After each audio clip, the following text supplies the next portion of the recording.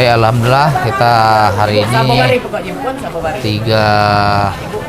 Maret ya, 2023 hari Jumat kembali melakukan kegiatan pasar murah di salah satu kampung di Kecamatan Kota Baru.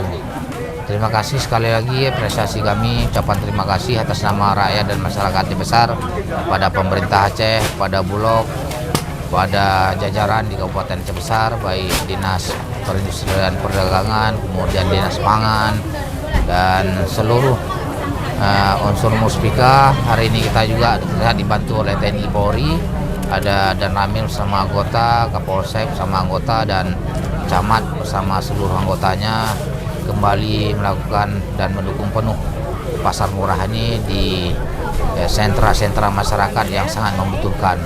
Insya Allah ini terus mengalir, berjalan di kampung-kampung lainnya.